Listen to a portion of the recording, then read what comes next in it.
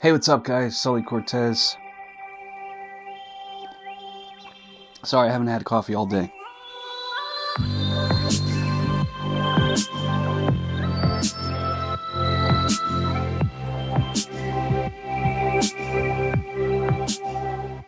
So today, Sony announced the A9 camera, a quote-unquote, by the internet, DSLR killer. And while it's aimed at high professional sports photographers and wildlife photographers, there's something to be said about the innovations that Sony is making here. And they are great by all means. Quickly, we'll go over the specs. I don't want to regurgitate them. I want you guys to know why I think I'll be waiting for the Sony A7S III. So we have a 24.2 megapixel full-frame stacked CMOS sensor, the first of its kind. What this means is that the processing and data that can be read off the sensor is incredibly fast. So there is no EVF blackout. It does shoot 20 frames per second, over 690 autofocus points with 93% frame coverage. That's amazing. Some other interesting things like an integrated LAN port and PC sync terminal. Something from a bygone era that apparently a lot of studio photographers still use. Let's talk about some of the things that it doesn't do. It does not shoot anything above 4K 30. In fact, 4K 30 is cropped with a approximately 1.2 times crop. It doesn't do 4K 60. GH5, anybody? Picture profiles. So they've removed picture profiles completely, although apparently according to B&H you can still shoot S-Log3. I was just watching a video from Hugh Brownstone and they said that you can't shoot S-Log.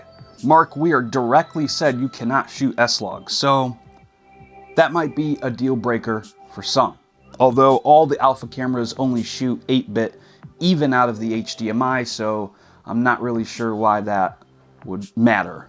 And the big thing about this camera is that 20 frames per second in RAW, and you don't have EVF blackout. A hallmark, trademark of DSLRs is when the mirror flaps up, you have blackout through the EVF. Now, in this particular camera, there is no blackout. And another thing that they're doing too, which is a first, is they are having the shutter be electronic. Now, this particular sensor and this particular shutter mechanism completely negates any distortion that may be involved with electronic shutter. So what this means is that sports shooters can get out there, shoot silently at 20 frames per second and know that they're gonna get the shot. Now, why won't I be getting the A9? First of all, it's $4,500. Now, if you're looking at it as a DSLR killer, $4,500 compared to, let's say, the Canon 1DX Mark II or the Nikon D5, those things are expensive. And $4,500 for the features that you're getting, that's not that bad. It has dual card slots like a DSLR, high-range sports shooting DSLR like the D5 or the Canon 1DX Mark II, but only one of them is UHS 2. Only one of them. Weird. There's no mention of overheating. No, but I haven't heard anybody talking about if this camera will overheat.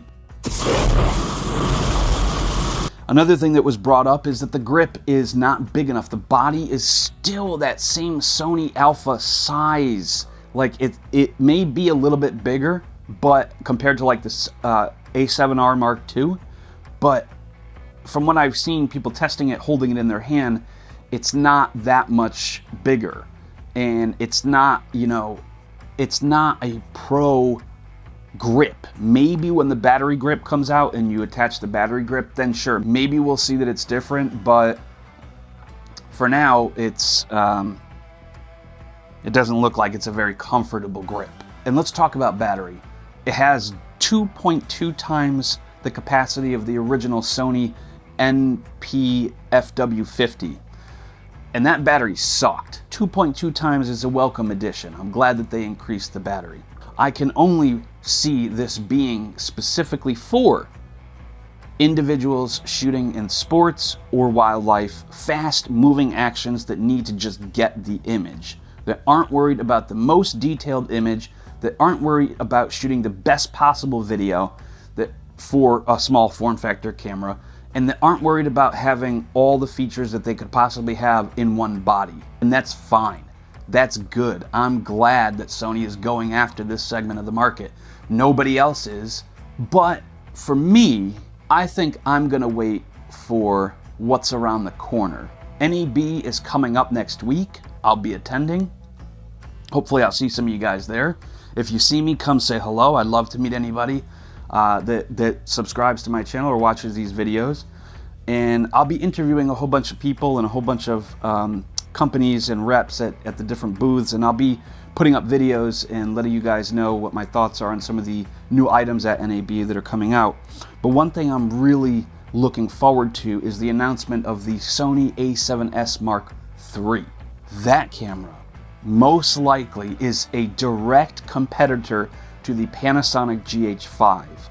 And with the Panasonic GH5 having such terrible autofocus issues and Panasonic claiming that it's 90% user error, but making an effort to do the best that they can at making the autofocus better, I can't help but wonder, is Sony making this camera announcement now before NAB a precursor to another announcement of the A7S Mark III at NAB or shortly after?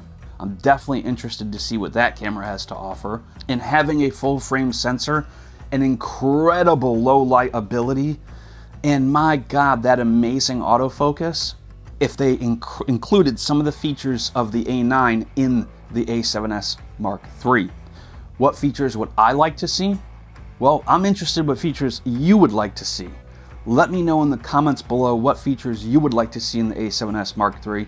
Maybe we'll be able to tell Sony together what they can do to improve their cameras. Thank you so much, guys, for watching. Let me know in the comments again what you want to see in the A7S Mark III. If that's the camera that you're going to be waiting for, or if you're going to be picking up an A9, I'm interested to know. I'm interested to hear your thoughts. Don't forget, guys, Amazon affiliate links in the description. That is how I get more funds to make more videos. And it really helps me out a lot. Smashing that like button really helps, and subscribing, please don't forget to do so. Follow me at all of my social media links. Again, links in the description. I'll check you guys in the next video.